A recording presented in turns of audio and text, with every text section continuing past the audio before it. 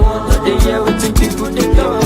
What you get, I shall kill it till love. This love, and I want to get another one. I go take and do it in I love. Waiting you love, oh. No be waiting, I love, oh. Waiting, I love, I go do what we love, I go. Go, no be vodka. Mr. Money Changer. But I know I know the ways that Mr.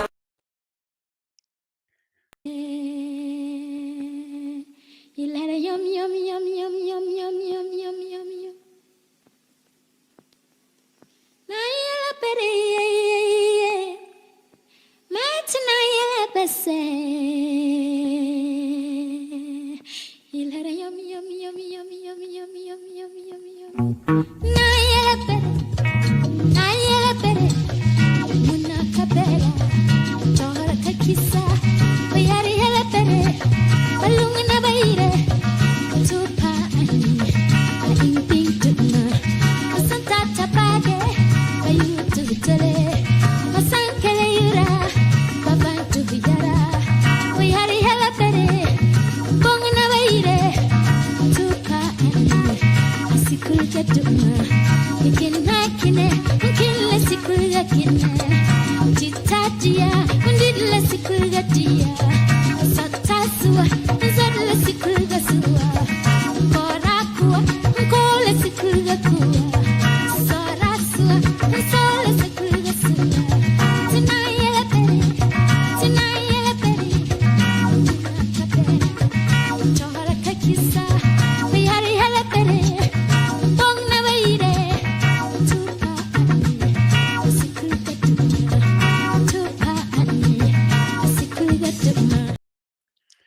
Well, good afternoon.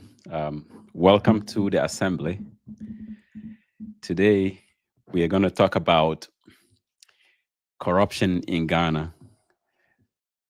Last Monday, the Attorney General delivered a press conference in which he revealed the acts of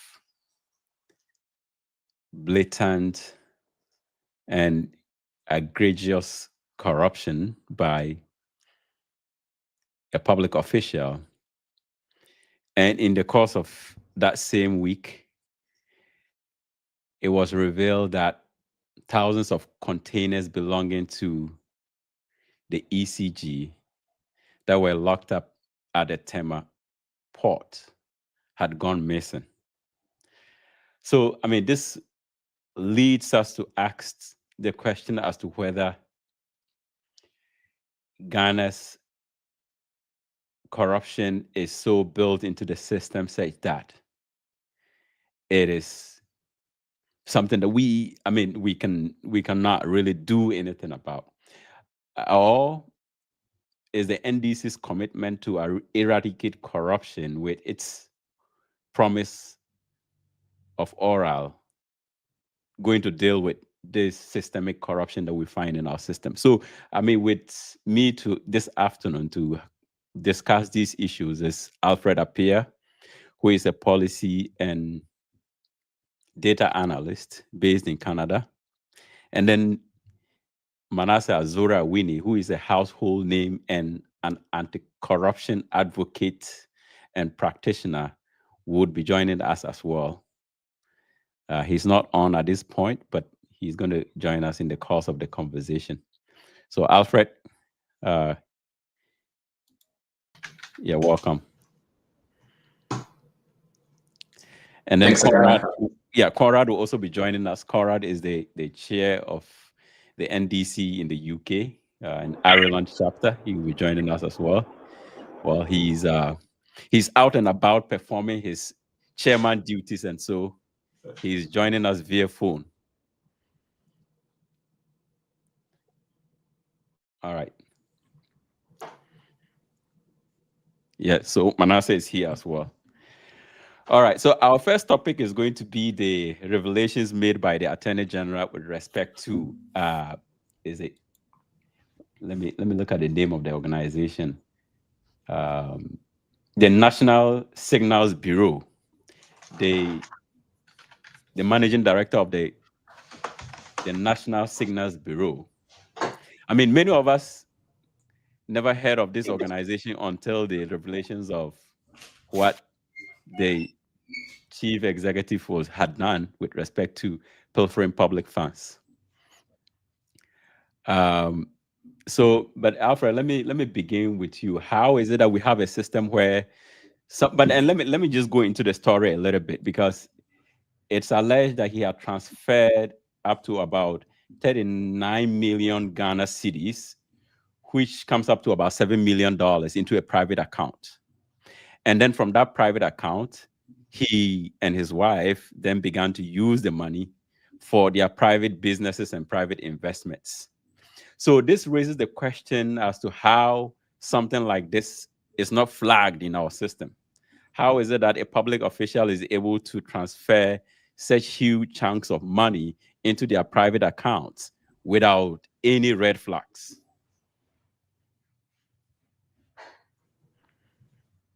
So, I mean, I think you think about it in different ways, right? So it is possible for transactions like that to be flagged, but then it's also up to somebody else to take that and take an action on whatever thing is flagged, right? So I think that's just to answer that question.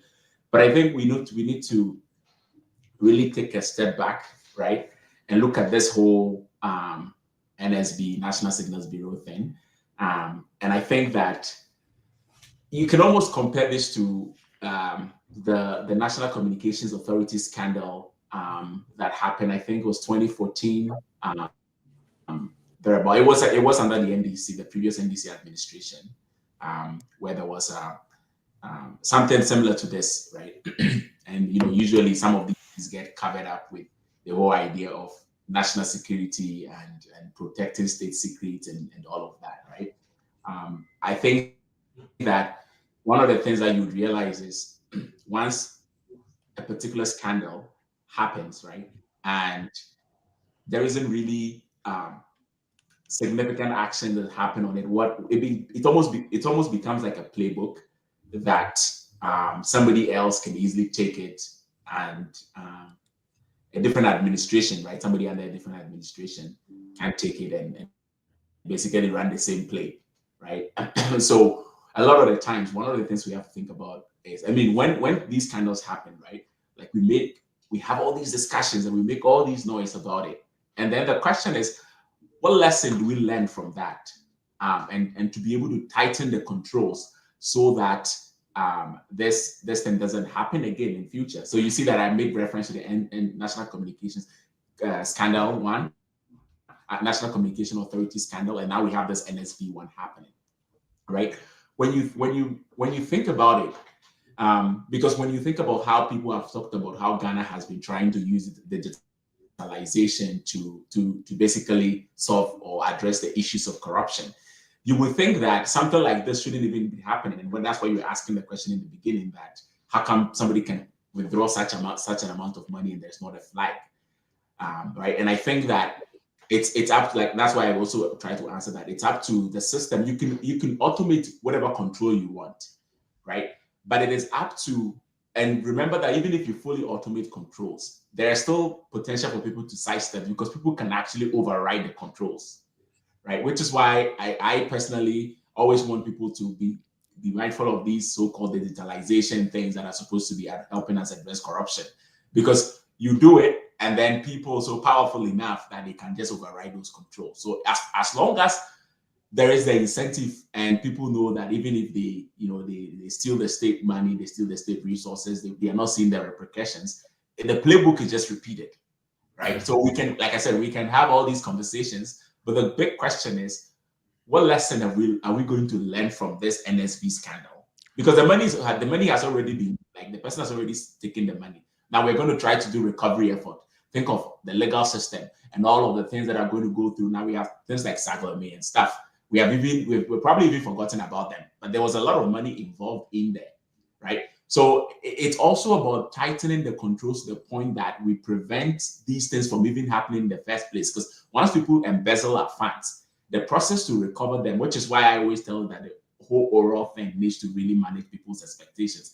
Because the process to recover and going through the legal system, the judicial system to recover all of that, it's not straightforward like that. And so we definitely need to spend a lot of time trying to make sure that trying to see how we actually prevent some of these things from happening. So that would be my initial thoughts on the NSB. Okay. Okay. I mean, so Manasseh, you've been in this fight for so long. Is it that we generally lack sort of a corruption and anti-corruption framework in our governance regime, such that even as Albert said, with digitalization and all those, fancy technologies, if we do not have it built in, for instance, our institutional structure, then even with the most modern technology, you might still fail. Thank you. I think I made a comment somewhere last year that digitalization could help fight corruption. It could also help enhance corruption. So when you find, I personally investigated the SML scandal, and this was supposed to have been a digital system to ensure that we fight underreporting, dilution of petroleum products, and also diversions. And the investigation, which was confirmed by operators of the system, revealed that they were not doing checking diversion, they were not checking dilution, they were not checking underreporting or under declaration. But they had been paid over 140 million US dollars. And thanks to Ken Ofori-Atta, the contract was expanded to different sectors that now entitle them to over $100 million every single year. And this contract was supposed to run for 5 years, renewable another 5 years. But my experience shows that once they get a foothold, the contract never leaves. And the typical example is the Zoom Lion type. Mm-hmm. So with these practical examples, I tend to agree with him that the so-called digitalization and those things don't really add much. And I want us to even move away a bit from these terms we call institutional frameworks and others, and then deal with it in, let's say, clear language. We have people who get into public office and they use every avenue to steal. And they have been emboldened to keep doing that because over the years, the price for stealing is so low that it becomes an incentive to rather steal. And then if you want to serve in public office honestly, you become rather the target. So if I want to put it plainly, you see, we have private banks in Ghana, you have private organizations in Ghana. Anytime an employee steals, like let's say $10,000 or 100,000 Ghana cedis or 200,000 Ghana cedis, we read in the news, they are arrested, prosecuted. Sometimes part of the money is recovered and they are jailed. Who does these prosecutions? You often find the Ghana Police Service going to investigate. Take it, any organization, you read the news that these things happen. The Ghana Police Service will move in, they investigate, they charge these people, and then they jail them. And the monies are very minute or insignificant if you compare that to what is stolen in the public sector. But when that happens in the public sector, people steal millions of dollars, they almost always walk away free. And that is what I say serves as the incentive for the looting of state or public resources. So it is basically because the punishment is not there, and these people think that they can get away with it, and they almost always succeed. And when these things happen, then you can be sure that people are going to steal. So what goes into the digital system is controlled by human beings. Mhm. Robots don't run those systems.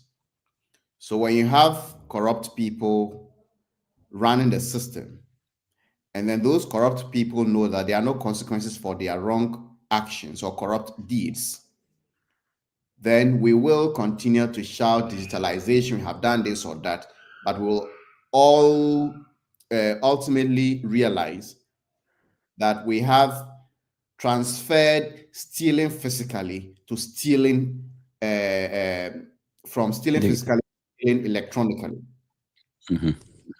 My Yeah. team at the fourth estate at the time, we investigated this school placement system. It's one example of what I'm talking about.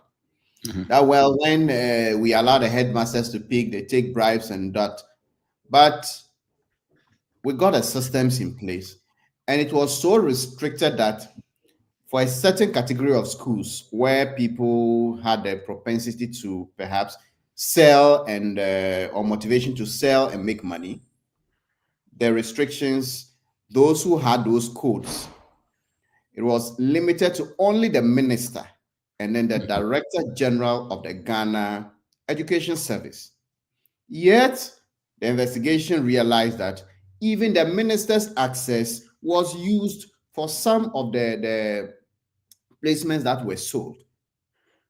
So, this goes to say that it is not so much about frameworks, it's not so much about the systems, the Mhm. digitalization. I am beginning to see a system in this country where people can blatantly take money from the state and misuse it. So there's no deterrence. There isn't. And in some cases, uh, even where there is deterrence, some people tend to have certain assurances that maybe it even happened to A in the past, but in this regime, I can do it and get away with it. We would, yeah. You know, the likes of Bafo Bonnie and others went to jail for the the national NCA scandal, which was Mm. similar, what Alfred referred to. It Yeah. is similar to this one. Some people went to jail, some short jail terms or whatever, but someone else is prepared to do it. We know what happened in SADA, the SADA scandal. SADA Mhm. is into NDA, National Development Authority, from the Yeah. Savannah Accelerated Development Authority. And then different people come and the same things are continuing. Mhm.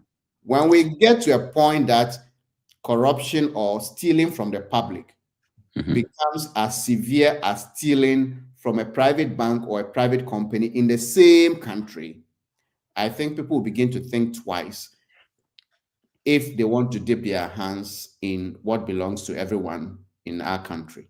Yeah. But I'll give an example. For instance, in 1985, um, a young man by 33-year-old young man by the name Mark Nyame Boham was executed for stealing public funds. What even ended up happening, he was actually caught by chance. This was the military regime, and they had all these police and military barriers. So he was stopped, and they found a gun in his trunk. And then they began to investigate him, and they found out that he was working at the Controller and Accountants General Department. And the investigation led to the fact that he was signing fake checks and stealing money here and there. So, and this was a period where Rawlings embarked on this huge anti corruption endeavor.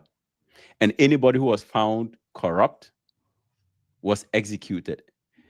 This guy was tried by the public tribunal and sentenced to death. And he was actually executed, right? Several other people were similarly tried and executed on the basis of stealing public funds. So if you look at the back of this history and compare it to what is happening today, you begin to wonder if those deaths were necessary. And it also brings up the question as to whether we are going to wait for a certain messiah to arrive and then take an iron fist towards addressing corruption.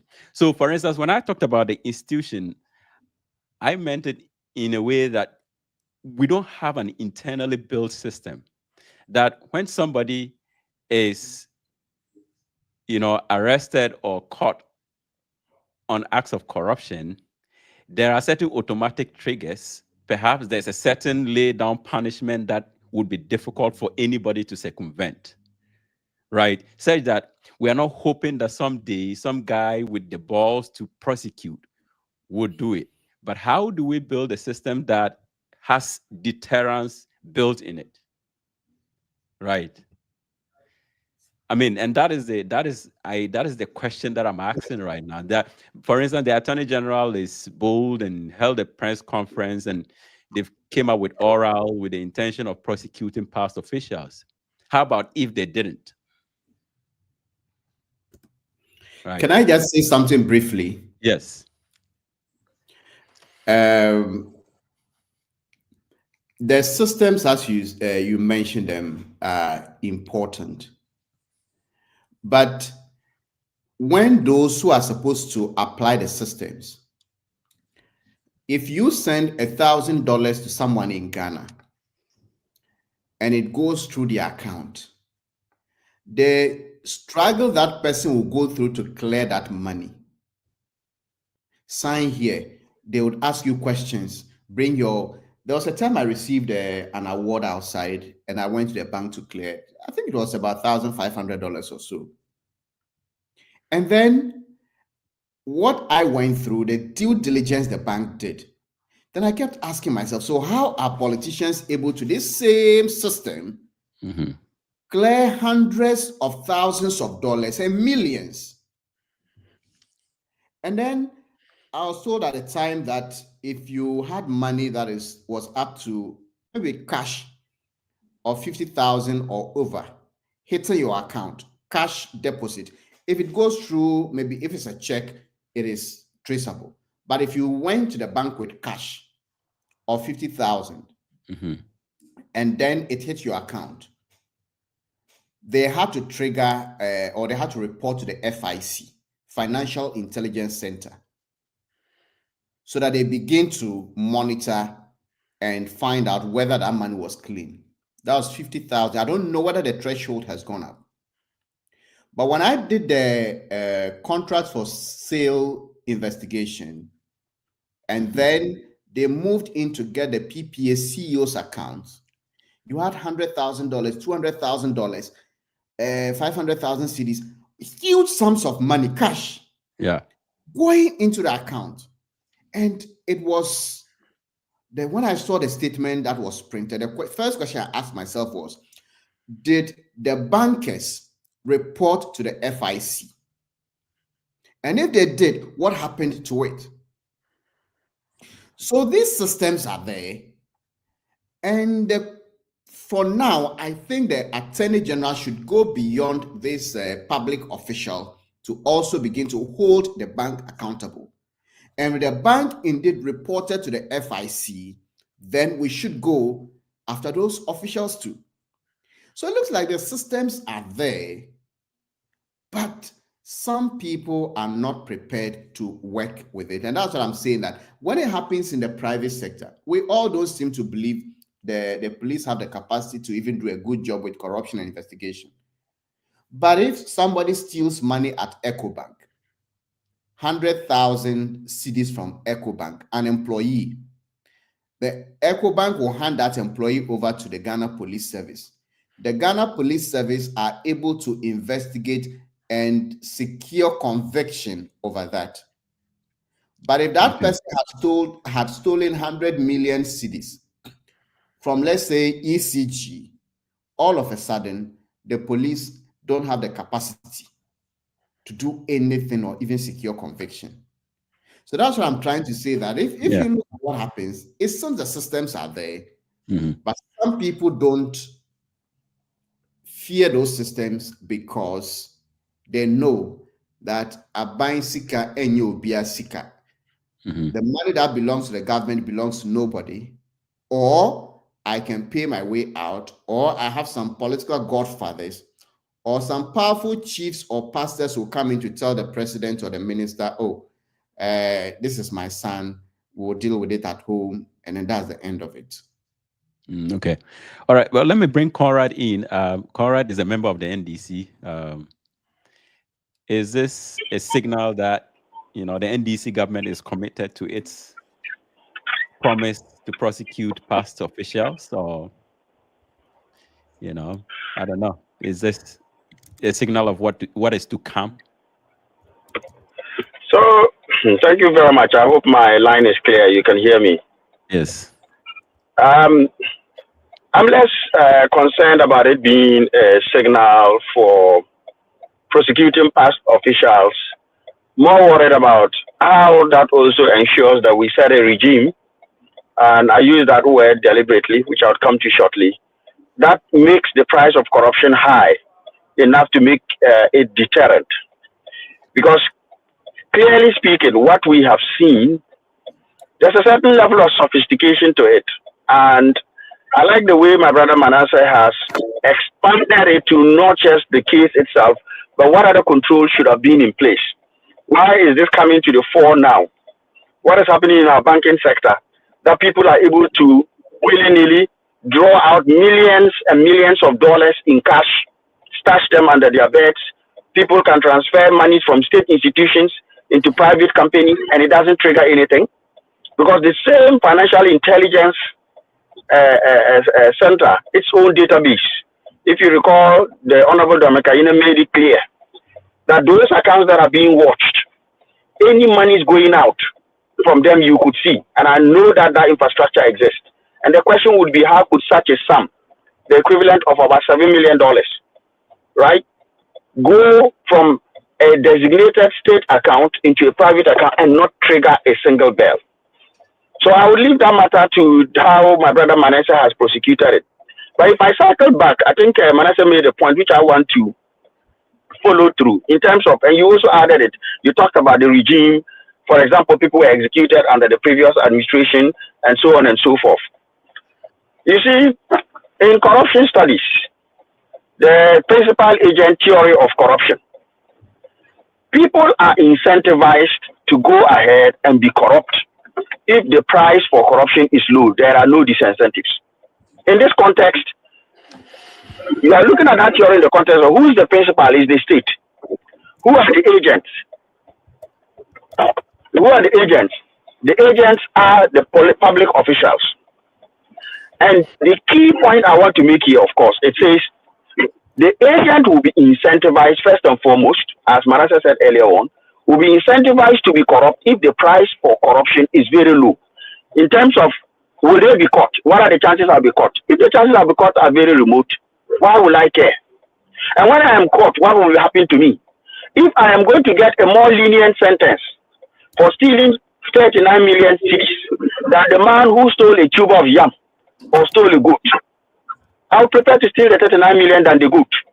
Because if the goat will get me 10 years, you would see other corrupt case, the ACA case that happened under the former NDC government and was properly prosecuted.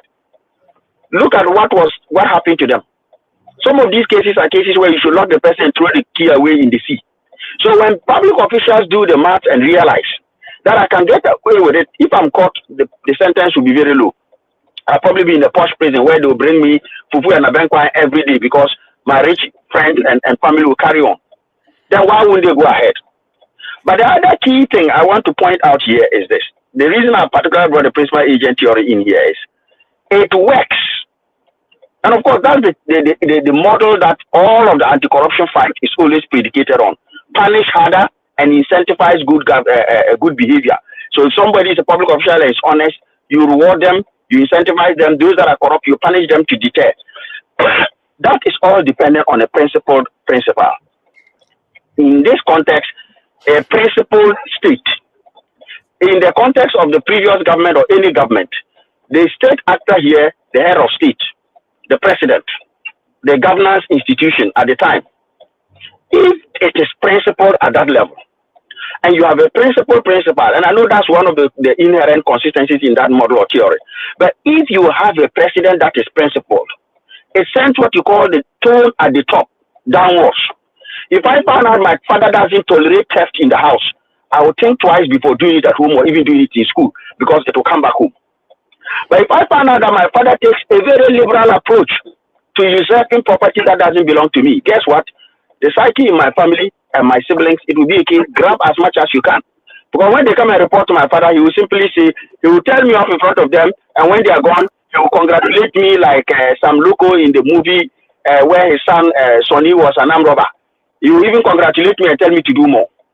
In this case, it is clear that the impunity with which this was done, and that's why I don't get into the sophistication, is testament to the fact that the person knew that not in a million years would the principal at the time, the head of state, or the people who were at the helm of affairs, be encouraged in any case to find them. Now, to the specific case, why did I say it is some kind of sophisticated one? They did it on purpose, and they did it where they could get out of the public lens. Now, well over, we do know the intelligence community, nobody looks at the accounts. So sometimes corruption in those places, they will not be detected by your standard monitoring mechanisms. That is why for every intelligence agency you have another one watching them. You right? You have another one watching them to make sure these things do not happen. Yeah. So they probably knew, probably their account was even exempted or excluded from the network of reports. Because come to think of it, in the UK here, as Manasseh said, if you walk into any bank and deposit £2,000 or cash out £2,000, it may trigger an anti-money laundering report. Definitely, if you hit 5,000 cash deposit or 5,000 cash withdrawal, the GCHQ, the intelligence headquarters, will get a report on you. So if poor Conrad Dumba wins Lotto somehow, and Manasseh sends me that Lotto money, and I go and withdraw it cash at once, straight away there will be a money laundering, and they will check. Well, who am I? What work do I do? What capacity do I have to do those things?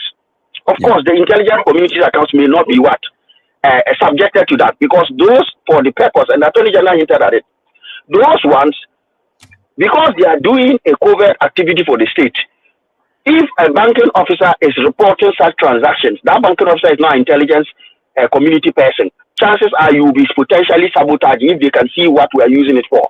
They can see clearly that you are paying for some monitoring and mechanism and stuff like that. So these people knew that those kind of accounts are not subjected to the regular type of monitoring, and then they abused it. The sophistication didn't stop there. Look at how it went out. In typical fraud, the moment they hit that account, you can see two things were happening. One, it was going into other shell companies and companies that have been set up under very sophisticated circumstances that tracing them takes a lot of expertise to do so. Two, the classic payout was happening. As of last count, it moved from 50 to 25 people who everybody got his cut. Anybody who could potentially sing gets a cut so that you are roped in. Yeah.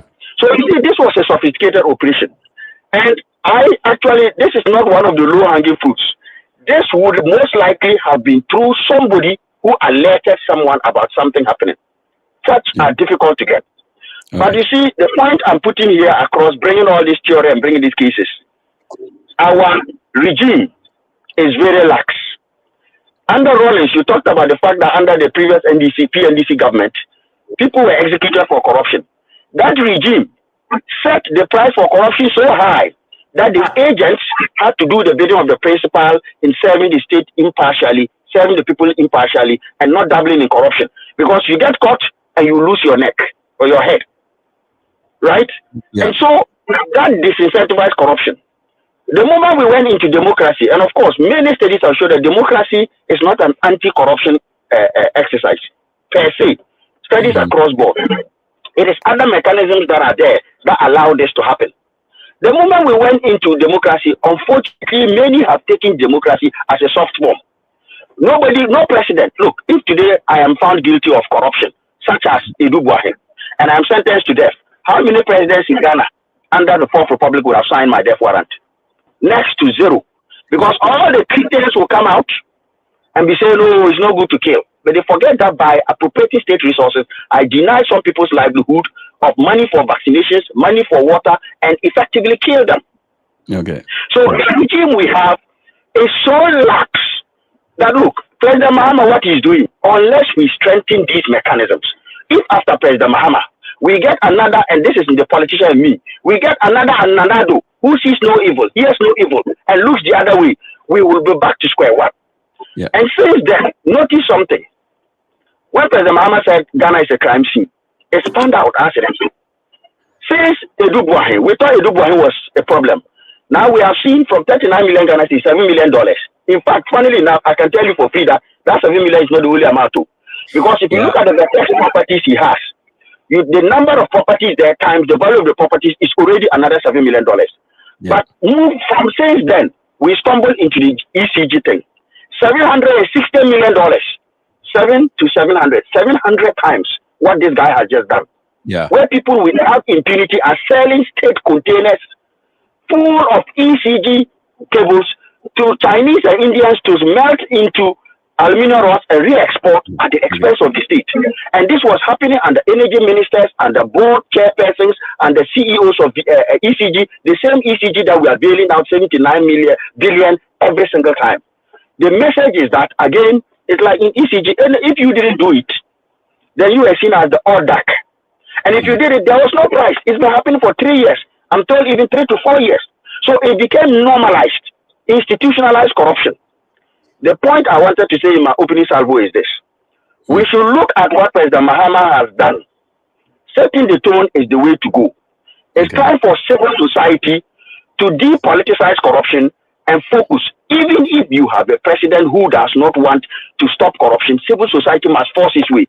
Through some of the work the likes of Manasseh are doing, through active civil advocacy for people to be dealt with, and through our churches and various houses that should be houses of morals, actively making sure if I turn up tomorrow and go and hand over 500,000 Ghana cedis to my local church, they should be asking me where I got that money from. Yeah. Okay. The accounts of our churches, we need to get to a stage where the regime itself is punitive enough, much more punitive, that you don't need to lose your life. But the price of corruption should make you so miserable that you would wish you were dead than alive.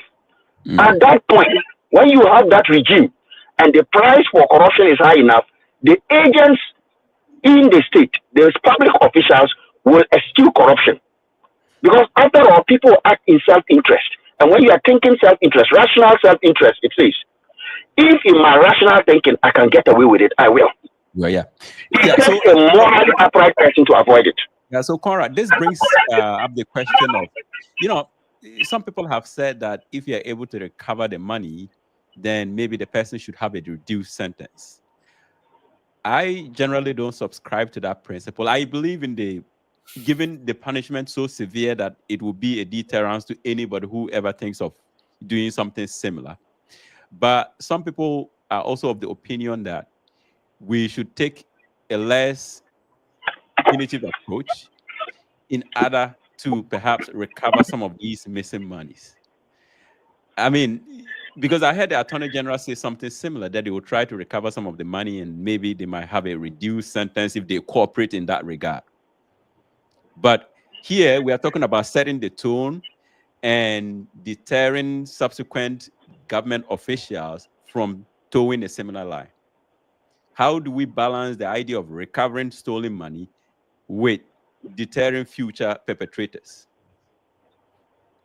It's a good question you ask, Doc, and there is extant evidence on this. I'll give you an example. Several hundreds of years ago in Sweden, and it's one of the good case studies by a few anti-corruption studies. Sweden was so rife with corruption. It was effectively every public official bring your own desk, bring your own stationery, and you are effectively almost like charging the general public to do your work. So much so that if I was to take over from you, I had to pay you, right, to take over for you to go on retirement. Corruption was so rampant. They cleared corruption out through being very tough on corruption, including capital punishment. They didn't shirk away from it like the Chinese do now. So I agree that the hard stick must go on it. However, this is it. If, for example, I have no problem with if you are caught stealing money up beyond a certain amount, automatic capital punishment.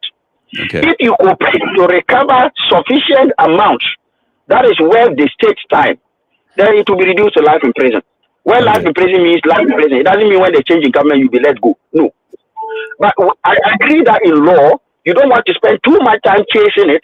If they do a plea bargain and you can get great, but we should be careful that you don't end up with a plea bargain that makes the man serve 6 months for stealing money. Look, even if you recover all the money through the proceeds, what about the ones he has enjoyed? Yeah. He's been flying around on flashy business and first class to Clash Islands at the expense of the state. Are you going to pull that experience out of his brain? No. Even with the plea bargain arrangements, the punishment must still be so stiff, so hard that it will serve as a deterrent. Yeah. Otherwise, you run into another unintended consequence where I'll steal 100 billion, you find 10 million, I'll do a plea bargain for 50 million, you release me and I'll go and chop the other 50 million. So I have no concerns with the plea bargain arrangement, but it has to be looked at such that it still serves as a deterrent.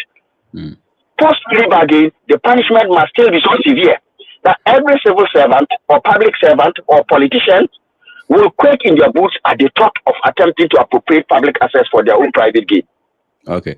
All right. But yeah, Alfred, I think when you bring up corruption, almost everyone agrees. So it becomes surprising that we are not willing to draw a line and say that once you cross this line, whatever comes punishment that befalls you, you deserve it, and there shouldn't be any type of mercy. I mean, do you agree with this idea of plea bargain and having a reduced sentence versus just giving such a punishment so severe that nobody will even ever think of repeating a similar crime?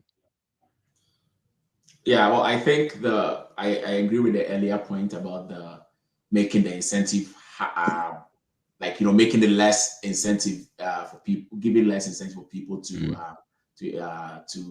indulge in corruption. Because I think that, so if you could just misappropriate state funds and then say, okay, I pay it back, maybe, I don't know, go invest it somewhere, make money off it, and then come pay it back. Like, where is the incentive to want to do that? Yeah, you take your chances, right?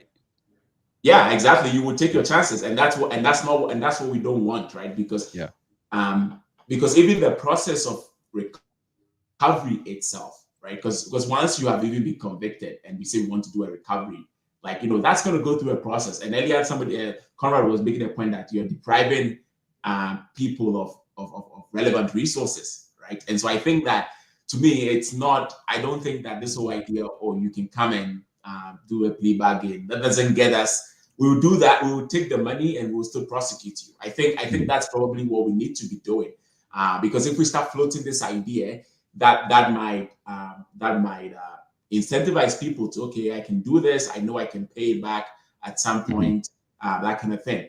And also, I think when you look at the corruption issues in Ghana, right, in between regimes, you will see that a lot of them are similar. I think that a lot of them, the mechanism is basically like around the same idea, right? So we are not really breaking the chain, if you will. Like, we're not really breaking the wheel. Like, it's just cycling through regimes and then change it. So I think that's the one point that I wanted to make on that. And then earlier, Conrad had made a point about civil society taking some roles and all of that. And one of the things that comes to me is, like, the civil society cannot do it alone, right? And I think, for example, like, I think that the middle class that we have in Ghana needs to show a lot more interest in policy issues, right? And these things that we discuss, like, devoid of the usual back and forth, this person this person did that, and all of that.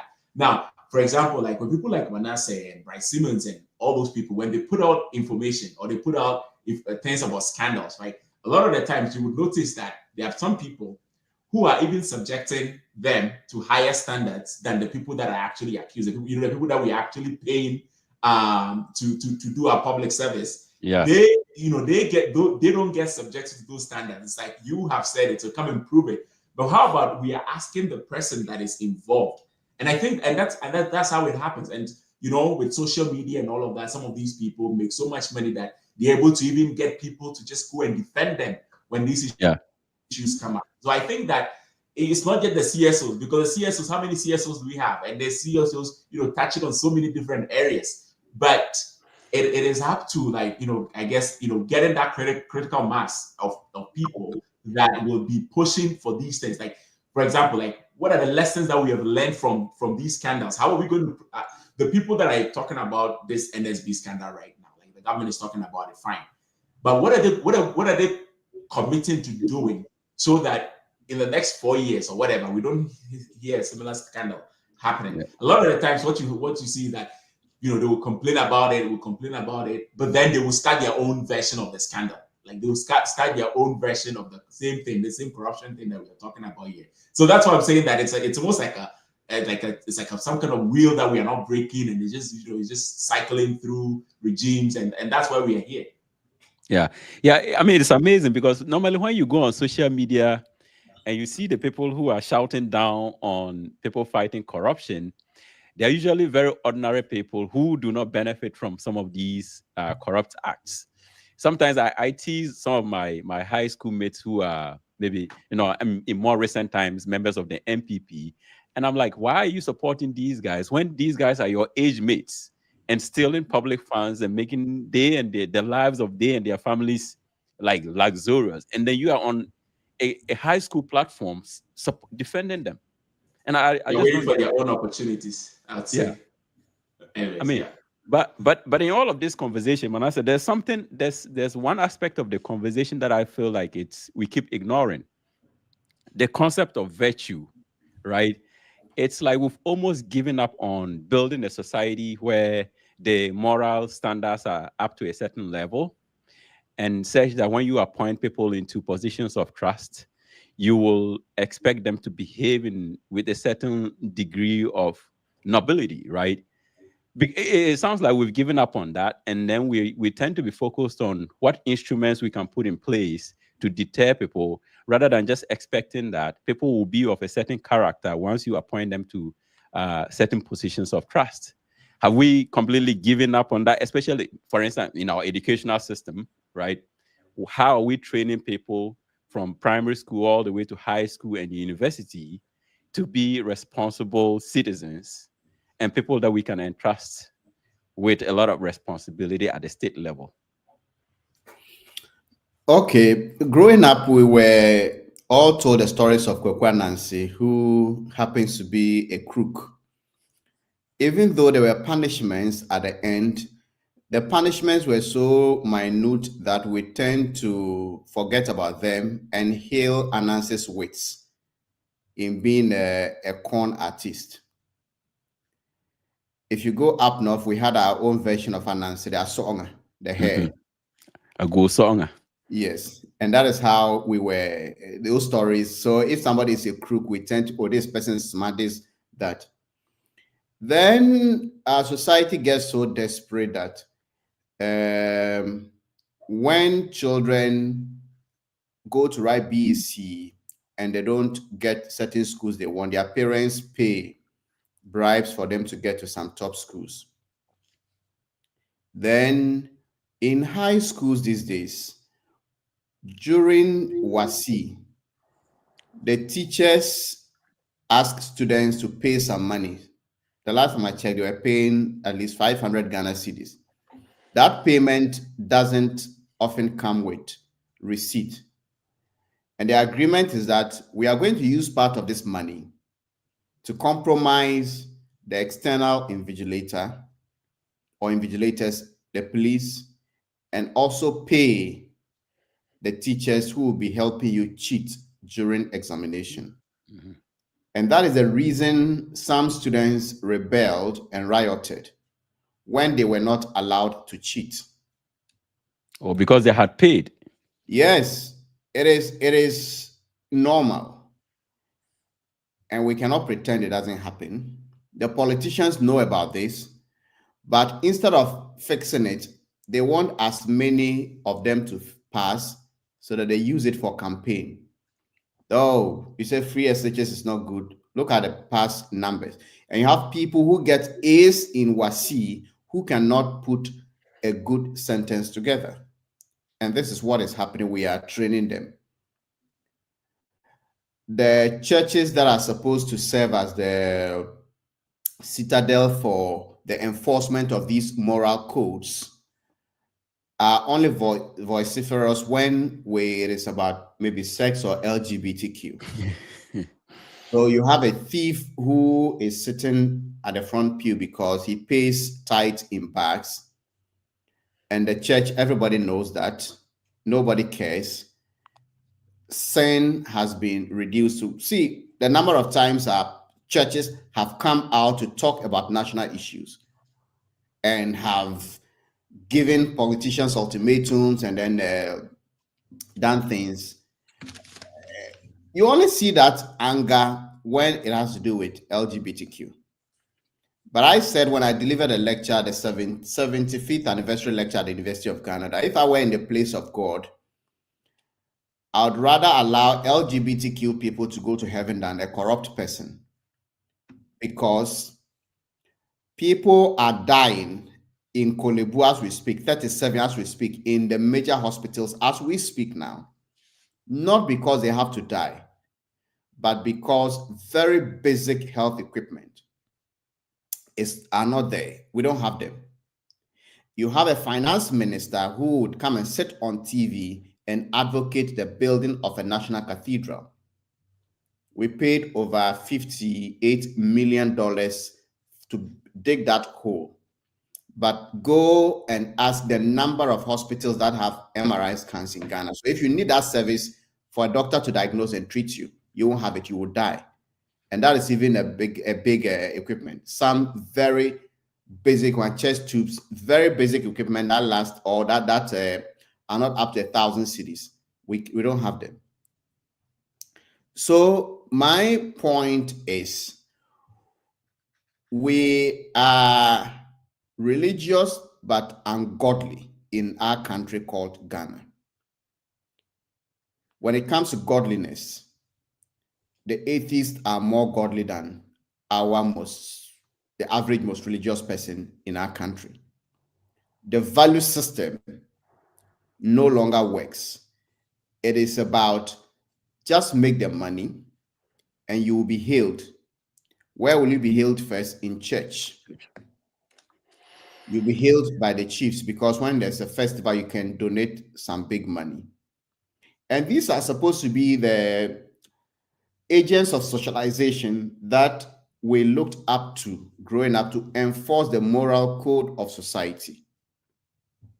But if it is about the end justifying the means, that is why you have, and sometimes the comments people make on social media. People parade vehicles, people do weddings, birthdays, and all of that. And then if you make the mistake of trying to question how these people even come by their money and how they even use it, the young people will descend on you and then dress you up. Yeah. That you hate them, you are someone who is envious of other people's success, but you come to these societies that we operate. And then you realize that is not how they even spend their money. Bernard Avle says something that how rich people spend their money says a lot about the psyche of the society. And I agree with him. I am in Nebraska, Lincoln here, a 1-hour drive from Omaha, where Warren Buffett lives. And he is famed to have lived in the same house for 60 years. This man has over 160 billion net worth. But there is that humility to want to live where he is. You don't see so much difference between the rich and the poor in this country. And for me, that is where it begins. Mm-hmm. If we have a society that does not appreciate equality, that does not appreciate modesty, Mm-hmm. that, well, it is not just about what I have, but how does my behavior affect society? How would society take it? So if I maybe were living in Trasaco, I've had people who would insult me that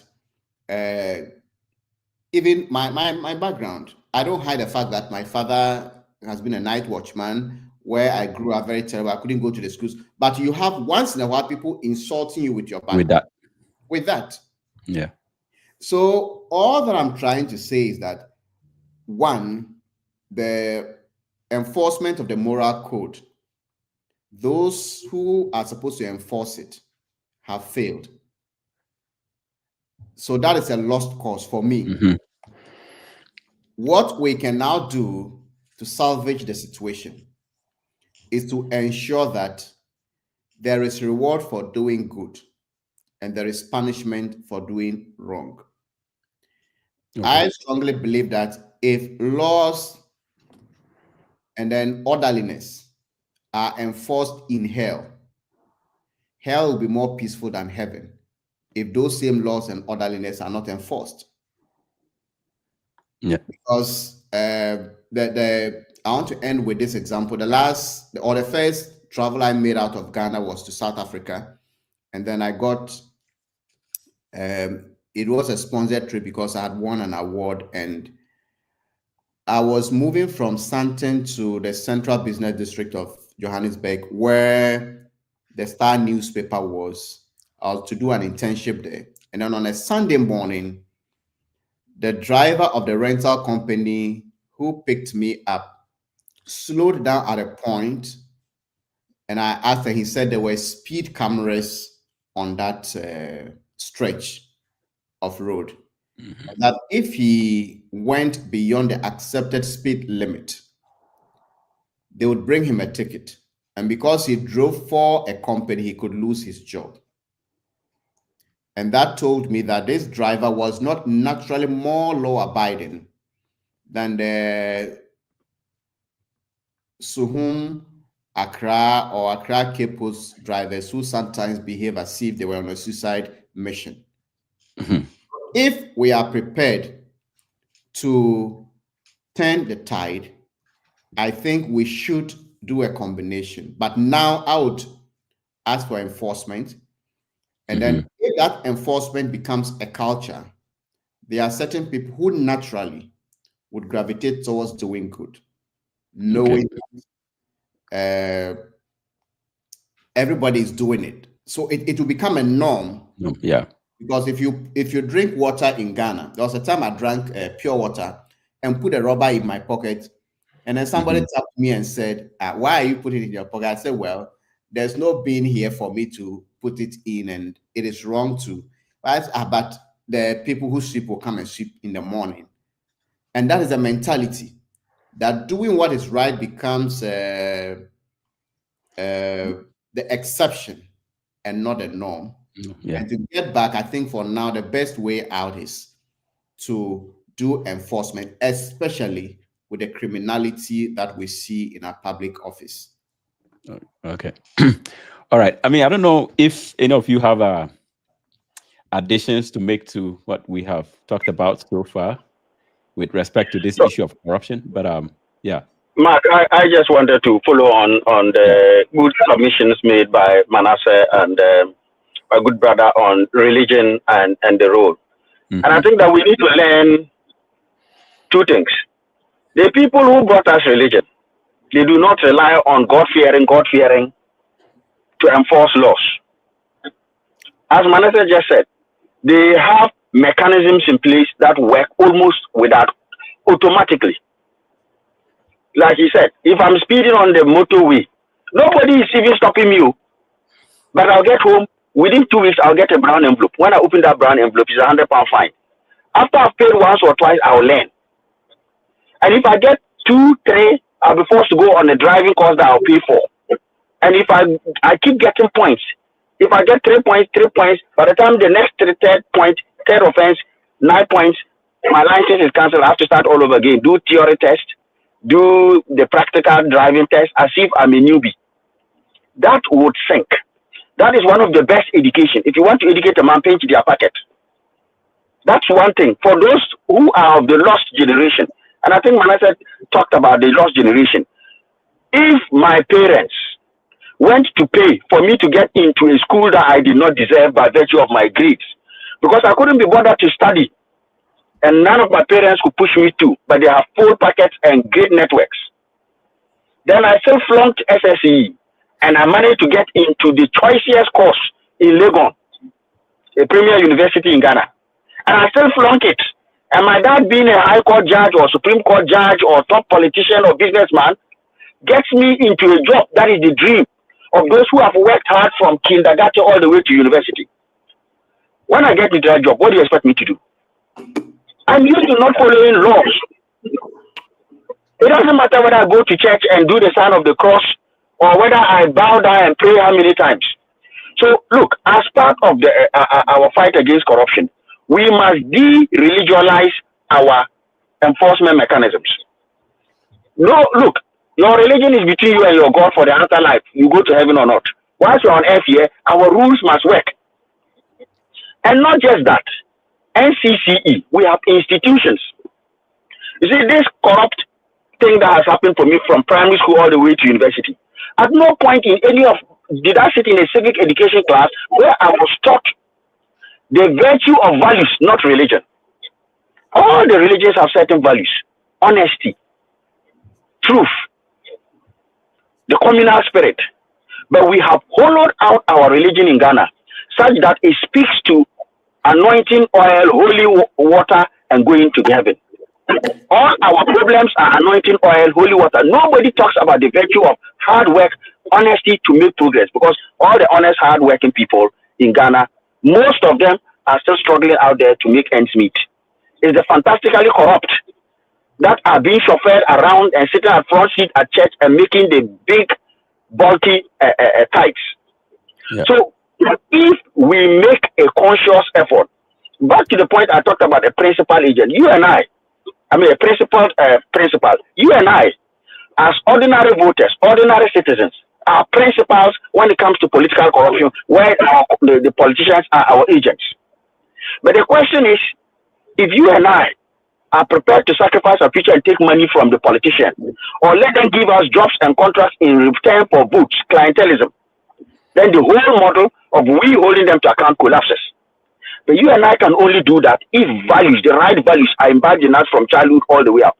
After all, we are a microcosm of the society in which we live in, where corruption is the is the mainstay, and people are rewarded for being corrupt, and honest, hardworking people are insulted left, right, and center as empty know-nothings.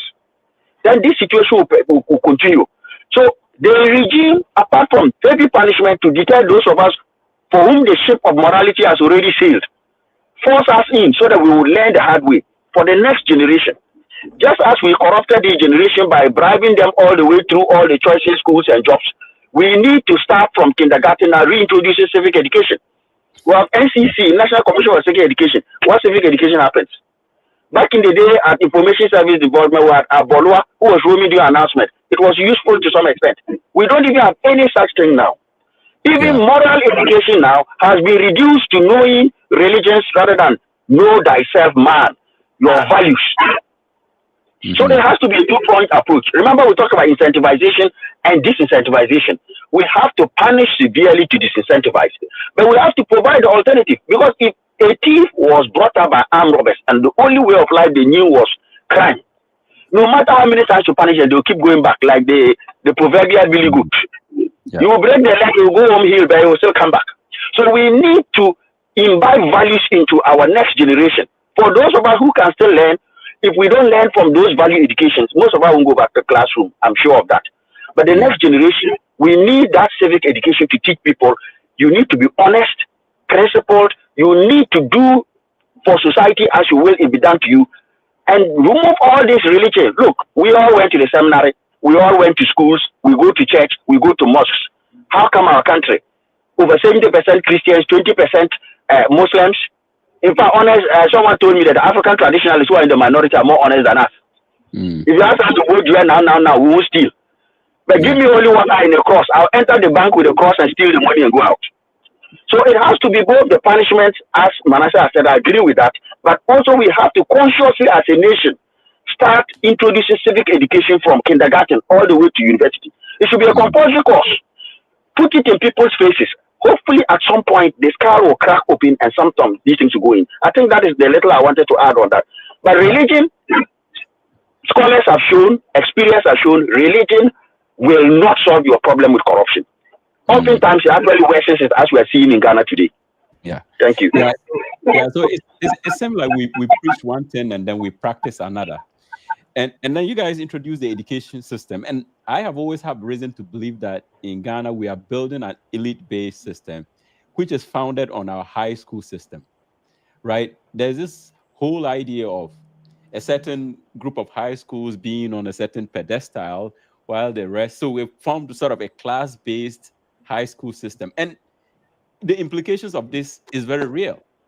You go to university and in your classroom setting, even though you all pass to come to university, that distinction between which high school you came from still follows you even to that point.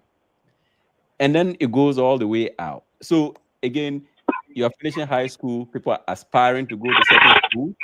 Whatever it takes to get to those schools, they probably would do it. And beyond that, I think our current educational system too doesn't deter corruption within itself, right? There's rampant plagiarism going on in our universities. People don't see anything wrong with that. So if you are in university and you can cheat your way out of school to get good grades, then what really stops you from dipping your hand in public funds if you are put in a position of authority, right? So again, I think there are certain things that seem like they are remote to the blatant acts of stealing, but in a way, they are desensitizing us to doing bad. In a way that when we then do the major ones, we did the last one and nobody cared. So then we are dipping our hands into public funds in a very brazen way. I mean, look at this guy's case. He was bold enough to buy about 27 houses in one estate. Like, how bold can you be? I mean, you can never get bolder than that, right? So I think the kind of culture that we are building, what we encourage in our society, I think also has a significant part to play in what we are currently observing in the corrupt practices in Ghana. Mark, I apologize. If you don't mind, may I bow out? Okay. Running very late for a meeting of my Leicester branch, and as you can see, I'm now static in the car taking it. May I respectfully apologize to the fellow panelists and yourself, if you permit me to bow out. Well, we've had you for an hour, so we appreciate your presence. All right, thank you very much, folks. Yeah. So, but Manasseh, you recently introduced a conversation on Facebook that I wanted us to touch on. This idea of, I don't know to call it brain drain, but the fact that the Ghanaian talented folks in Ghana have left and they are doing bigger things elsewhere. And I don't know how to characterize it. Is it brain drain? Is it... But what is your view on this whole thing? Because next week, fortunately, I will have Azore on the podcast, and we're going to have a conversation about the fact that, most of the top students in Ghana, especially those who participated in the science and math quiz, have left the country, doing bigger things in the US and other places. And there seems not to be any deliberate effort on the part of our government to not necessarily bring them back home, but to rope them in our efforts to advance as a country. So, sorry, I wanted to quickly... Oh, yeah, okay. Sorry, I wanted to make a couple of points. All right, Alfred, let's do that before, yes. Sorry. So, one of them is, the kind of the direction to tackle this whole corruption thing. Yeah. I think, the whole idea of civic education and all of that, I think those are looking at, what is called the petty corruption, right? And I think that a lot of the issues that we have is the grand corruption, the ones that are that perpetrated by high level officials. Like, I think that's basically the main issue that we're seeing. And I think that, to me, that's also, the whole idea of setting the tone, right? So if those in charge, right, if those that we elect into offices, if they are leading the way in terms of the corruption, I think a lot of the times the others will follow, right? So I think that's where I think the focus has to be, like trying to deal with that grand corruption. So that's the backstops with the leaders, right? The leadership, exactly. Yeah. The other thing I wanted to mention also, it's one of the things that I've observed, and I've not followed the Ghanaian policy space for as long as others have, right? But even in the recent, maybe I'll say like since the pandemic, over the last 5 years, following the policy issues closely, one of the things that I've noticed is a lot of the times these corruption issues, right, are involving some private, so-called private Ghanaian companies are involved in there.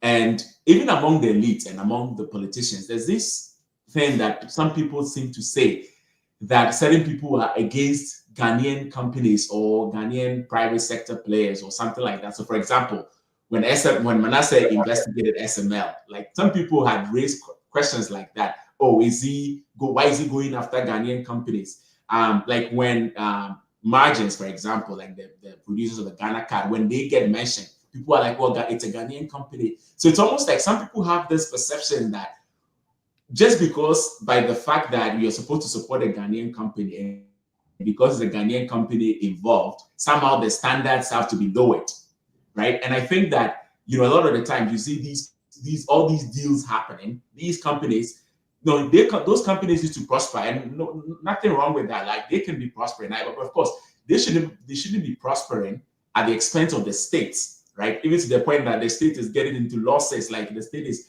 losing a lot of money, whereas these private individuals, even though they are Ghanaian, are making money. I don't think that's the direction that we want to go. But you keep hearing this thing. It's like, oh, we have to support a Ghanaian company. We have to support a Ghanaian company, but we shouldn't support a Ghanaian company to the detriment of the state. And I think that's something that I just wanted to, because a lot of the times when you hear some of the defenses that people try to put out for some of these companies, even to the point that, like, I think, was it SML, or like some of the MPs went to the SML site or something to start parroting all the things that these guys are doing. Meanwhile, when you actually look at what they are supposed to be doing, they are not doing it. The data doesn't even support the fact that they're adding any value to the downstream sector. But here's the case: a lot of the times too, some of these MPs, they have not even spent the time to really understand what it is. And this was the Mines and Energy Committee of Parliament, and they should really know, like they should be really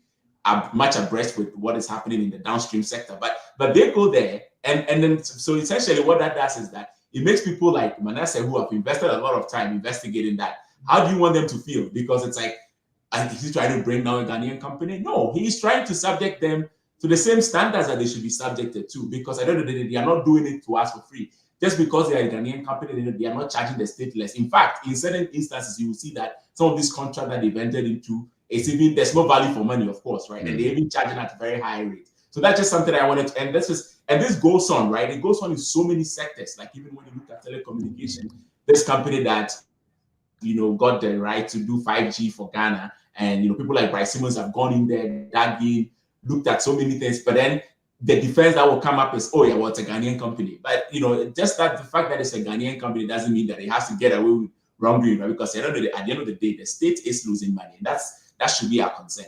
So I just wanted to get those 2 points across. Yeah. Well, I think Manasseh actually cites that about Zoom Lion in one of his books, right? Yes. It looks, and I agree very well with him. It is one thing that defeats the fight. We seem to agree that, well, this person is a thief, but he is our thief, so we should be fine with our thief and not the other people's thief. And that, I think, is very problematic. And back to the question about brain drain, I think it is linked in a way to corruption. I met a Ghanaian in Ohio who is very good when it comes to developing apps, educational like school management softwares. And when he told me about how he does it and how things happen, I think it is very good. and this guy is doing well. His name is Lawrence Dewar. And the question is, does this guy need to come to the US? Don't we need such apps back home? We do. If we had a system that was transparent, that his knowledge, his expertise could compete in the market, win contracts, I think he'll be better off back home, employing Ghanaians, paying taxes to the government of Ghana than coming here. But if there's a contract that is floated, before the contract is floated, they know who is going to win it. So it can be the Bill Gates of this world with your expertise in Ghana. Nobody's going to mind you. So such people are forced to look elsewhere. I've met Ghanaians here who work in the US military. And some have told me, well, even when they signed them in, they had to pay them this money before they got in and all the benefits. Then a similar person wanting to serve in the military in Ghana would have to take a bank loan and pay a bribe to get enlisted into the military. So where meritocracy does not operate, then the best brains will find it difficult to thrive. If you read Lee Kuan Yew's book, many of us or many Africans tend to ask why we cannot be the way Singapore and others went. Growing that economy faced challenges at the beginning, but one of the things that he and his cabinet relied on, was the building of a very important workforce. That if you're asking people to come and set up banks here, then they should have the right human resources to work with when they get here. If you're asking global companies to come here so that we can give jobs to our people and also get taxes to develop our country, then we had to get the best of our human resources. So they started off by sending some of their brightest to some of the best universities to go and learn and come back. At a point, they even brought in incentives that attracted quality human resources from other Asian countries such as Japan, all to ensure that if somebody comes to set up a company in Singapore, if they need the best engineers, they would get. If they need the best administrator, they would get. If they need the best in every field, they would. In our country, it is the opposite. So that if you have the expertise, it is not enough for you to get a good job. And people will say all other governments do it, but if somebody gets a job, starts working, and they're asked to go home just because the government of Ghana that employed them was at the time headed by a certain political party. And sometimes I wonder the kind of emotional and psychological trauma that these young ones would have to go through from staying home for so long, eventually landing a job, and then one day go home. What have you done? You haven't done anything. We have had an election and a new political party is in. So go home. And these things have been happening. So when you meet people, as I sit here, I tell people that if we were to tell the truth, if we had a third or sometimes even a quarter of the opportunities we get when many people travel outside Ghana, there wouldn't be the need to go out. Yeah. Because living here in the US is not that rosy. When people post the pictures are nice or whatever, but you can equally come here for holidays or go to Europe and other places. The weather alone can be something. Yeah. Yeah. And it is when you live here for some time that you begin to realize why we have so much problems with mental health here.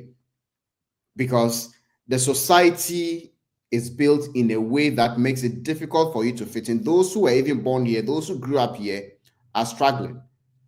So if you are transported and then transplanted here, It is such a struggle that it is not fun living here if we are to be very honest and truthful to the people we interact with back home. Yeah. So if you meet all of these people and they tell you that, look, this is what I'm doing, that's what I'm doing, and then they are likely to get into a certain good job here without paying a bribe or knowing somebody. They're likely to set up companies and get contracts without having to know somebody, because these digitalization issues that are botched here and there, there are people with superior intelligence who can design these softwares and systems to fix our problems. Yeah. But if MPP is in government, you can be sure that the contracts that are the telecom sector, we're going to specific people. And sometimes they even go to foreign companies, right? They go and broker the deal with a foreign company, yes, and bring them to the country. Yes. Yes. Look at what the testing they did during COVID-19. Yeah. All of a sudden, the company surfaces, makes all the millions, close to $100 million, vanishes. Nobody knew where they came from, who brought them, and we think it is normal. So when you have these things working and there's no meritocracy, somebody would rather go to a society where their talent is appreciated. Already, there is limited opportunity because some of the engineers I meet here, the things they do, they don't get opportunity to do that back home. Exactly. Yes. Some of these brightest people, and when they complete high school, the biggest thing they can dream about is to go to the medical school, which also employs a limited number of them. When I was at Harvard doing my fellowship, we visited MIT. And then when they told us some of the things that they were doing, students were building, creating, then I just realized that, well, medicine may not necessarily be the highest expectation of our science students. No. There are many varieties or opportunities out there which are not available in our country. We are not making the effort to get them there. The little ones that we even have, we don't allow meritocracy to work. If someone thinks they can function somewhere, then I don't blame them. Yeah. Yeah, I mean, I agree, and Alfred, I agree that perhaps the intellectual space in Ghana is just too small to accommodate, people growing up with a certain level of ambition. But so we don't really expect the same level of intellectual opportunity to exist in Ghana as we will find in Canada and other places, right? But my thing is, shouldn't our governments also make the effort to tap into that experience that some of these very high performing folks have gone on to do, right? I mean, yeah, you can't afford that opportunity, but once it exists, and look, for many people who live outside the country, they still remain very loyal to Ghana and would wish that they could do things that would impact the country's progress. But are we tapping into it? Yeah, and I think that goes back to the point Manasseh was making about the whole idea of the partisanship, right? Because if even if you are intellectual and you are not associated with the political parties, your the chances of you being tapped for something is minimal, right? Because I think that and also part of that also is some people don't also associate because of the nature of our politics. Because sometimes, I think a lot of the times, once you get in, you're probably going to be expected to compromise on a lot of your intellectual capacity and things that to be the way to do things, because you have to toe the line, right? Yeah. And so it's a bit of a trade-off. Like if you want to get in and contribute well, you have to make sure that you know that what you're going to contribute has to be in line with whatever policy direction the government wants to go, right? So even if you want to dissent, well, that's not the place for you, right? And I think that's one of the things that also deters people. But again, and I think it comes back to the whole idea of the meritocracy, because I agree, the whole digitalization thing, even within Ghana, right? Like even when you look at it, when you look at all these apps and things that were created, you will almost see that you will see similar companies in there, right? Similar companies, because there's no competitive tendering that is done. Like, no, actually, people don't even have a good sense of who is really behind these things. Like we did, like the people that did the tap and go thing, they were the same people that were involved in some of these other things, right? And then there's somebody comes up with like some credit scoring scheme, and then there's all these things. So it's just basically the same groups of people that are involved in this thing. Because I think about it, and I'm like, this is a question I always ask myself. Like, if the state is procuring something and the state doesn't even do, it's not even restricted tendering. It's just straight away we appoint, like we know this person is going to do it. This person has the contract already, even before the idea is fully fleshed out, right? And we know that this contract is going to go to this person. So if you are working in that space, right, and you have all these things that you think you'll be able to contribute, how are you going to be able to do that? Even the people that are in Ghana, I'm telling you that there's like a big tech community in Ghana, right? That sometimes some of these digitalization things will come up, and then everybody will start commenting, like, this should be a very straightforward thing, right? Like, why are we even thinking about this? Like, we want to create a Ghana version of Spotify. Then the question is, well, what is a policy rationale here? Yeah. Right? What is the value add here? And no information is provided about how much actually the state is paying or committing to these things. We have so much that has gone in there. So I think it comes back to that, that whole idea of the political leanings, and if you want to be part of it, you have to be willing to compromise on your professional integrity and all of that. So that's one of the things. Of course, then there's the whole idea of the business environment itself. Right? So does that even incentivize people to maybe want to start a business? If you read World Bank reports, a lot of the times you will hear things about business registration takes this many days, like this very little days that for sure it's not true, right? Yeah. But our authorities, registrar of companies, probably reporting this data to the World Bank that this is how much it takes you to start a business. So where's the incentive for anybody to want to go and start there? Like you have people like, for example, what's his name? The Opokuware guy that Manasseh met.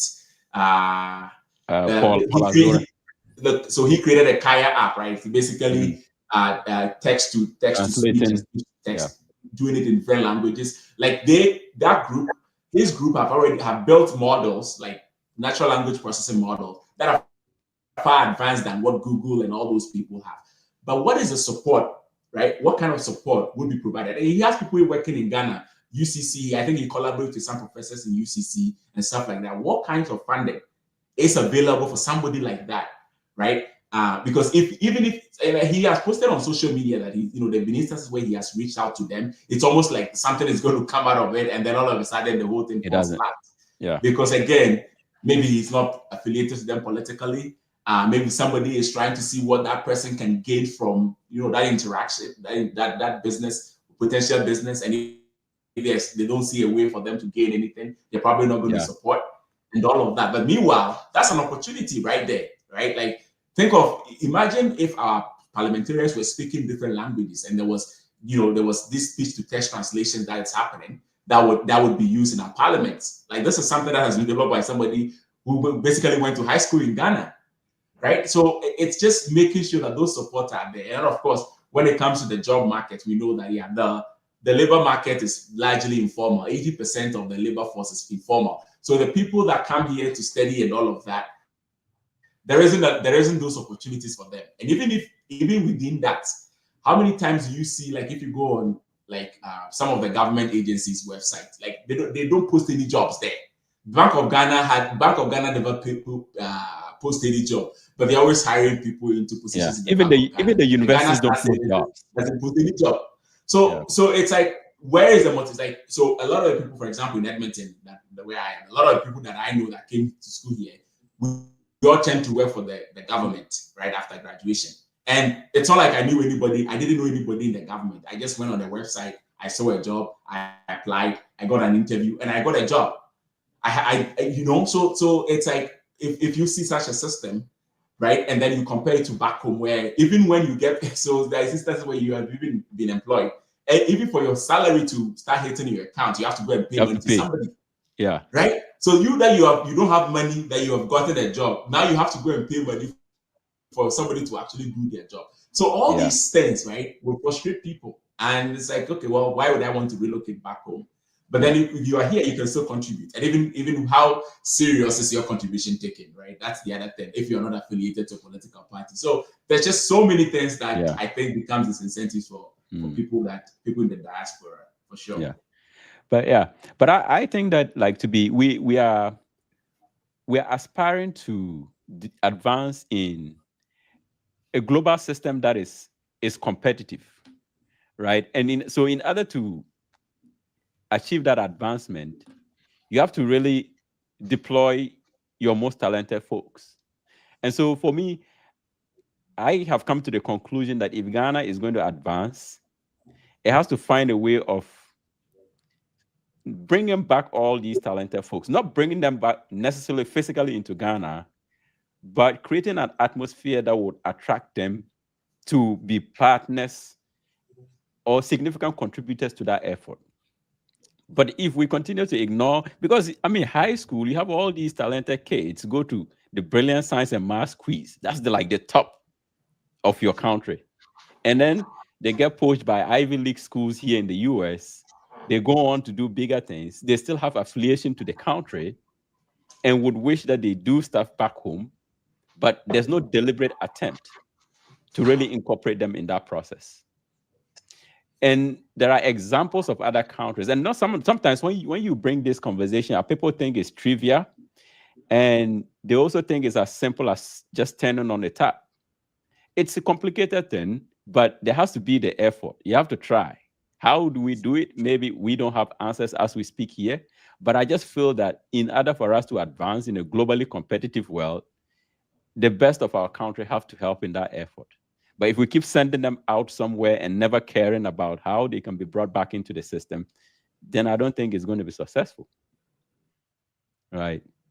Yeah. Well, the government itself, is trying to get people out too, right? So, they have this work abroad program that they're starting, right? And I'm like, well, the part of that is, you're going to send people abroad. Like, what are the chances that they're going to come back? Yeah. Right. Because if you take them to them see a better system, see a better, operating environment, like, what is the incentive for them to come back? Like, of course, maybe unless there's like a restriction on the visa that they get, or I don't know. But so that's the thing, right? So, and I think that they're trying. So, for example, like here in Canada, there's people come from like the Philippines, but those people, it's not like they come and then they go back. Like they come and become part of integral part of the system here.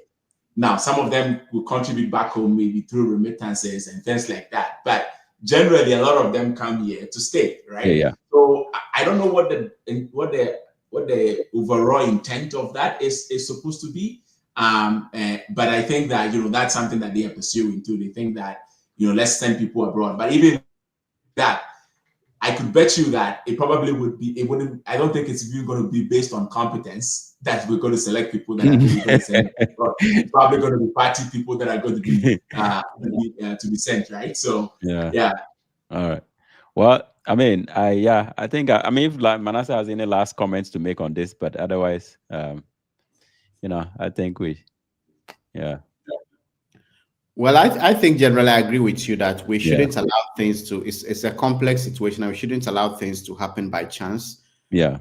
Because nothing happens in this world by chance in terms of how nations develop. So we need to get people who would sit down, not only plan about how to win the next election, but if Ghana is to get better in the next 10 years, what seeds do we need to sow and in what sectors? And if you are making any decision today, what are the end goals? We shouldn't just hail people who act on impulse and behave as if there's no tomorrow, and the only tomorrow that matters is either breaking the 4 or breaking the 8. Yeah. If we continue doing this, I don't think we'll get any different results from what we have now. It appears Nkrumah seemed to have acted knowing what he wanted in the long term. In this era, we seem to swim with a tide, and that tide is a tide of convenience and political expediency. Yeah. Yeah. Yeah.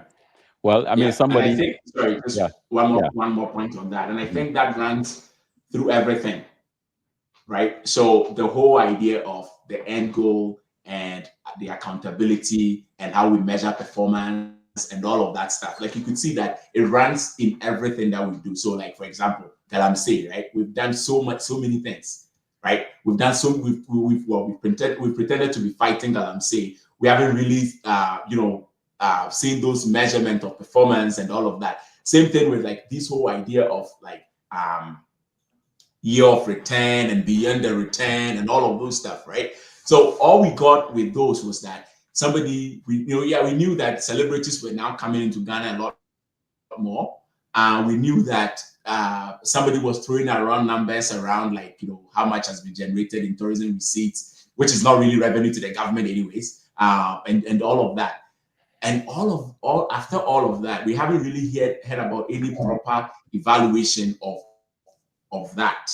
Now we are moving on to something called the Black Star Experience, right? Which is basically going to essentially do the same thing that the year of return and all of that stuff was. Yeah, party. Yes, big party. Same thing with the Bank of Ghana did all these different like domestic gold purchase program, and it has so many derivatives, gold for reserves, gold for oil, and all of that. And what we were told, right? What we were told was that all these things were supposed to help us with our forex flows and things like that. The city just kept depreciating. Nobody took responsibility. Even all these gold things, we've heard that the Bank of Ghana even made losses from trading in gold, right? The gold for oil. Now, through the gold for oil and all that, the Bank of Ghana did make losses. The extent of the losses, nobody really knows because nobody has talked about it. Now, the NDC in opposition said that, oh yeah, we're going to investigate the gold for oil. We're going to do all of that. We're going to look at all the domestic gold purchase program. Now, the NDC gets into power, and one of the first things it wants to do is, we are also going to establish a gold board, which essentially is also going to be involved in gold trading, right? So nobody has really accounted for what happens with the gold for oil and all of those things, but it's essentially the oil in the rush should now start making their own deals. So now they are starting gold board, and the gold board, the timeline for the establishment of gold board was so short, like 60 days or whatever, trying to establish it. Now if you listen to the proceedings in Parliament yesterday, we're basically skipping through some of the clauses, right? Yeah. Even when issues were raised about them, they said, oh yeah, we'll deal with it later, because it's just a matter of they trying to pass it and get the gold board established. And my question is, why are we rushing through this? Yeah. Right? Because if an organization like the central bank itself can trade in gold and make losses, how much more PMMC, like a small company? PMMC is a very small, it doesn't have that much asset base compared to what the Bank of Ghana would have, right? But all these things, that's the thing. That's the whole thing about the accountability. You talk about trying to win the next election versus like actually accounting for what we have spent and all the things that we have done. So we have all these initiatives going on. Nobody is stopping to analyze and tell us, how these initiatives are doing. It's just onto the next one. And so that's where we are, right? Wow. Anyway, yeah, whenever we meet, we talk about Ghana, and then it never ends, right? But thanks for, honoring my invitation. Next week, I'll have Paul Azore, and then we'll continue this conversation about Ghanaian talents abroad and with the potential of our governments deliberately incorporating them into our development efforts, right? So thanks, Manasseh, for honoring the invitation. Alfred, thanks a lot. And hopefully when I call again, you would honor my audience with your presence. All right, thanks. Thanks for the opportunity to once again talk about our dear republic. Yes, always. Yeah, thank you. All right. Yeah. You let it yum, yum, yum, yum, yum, yum, yum.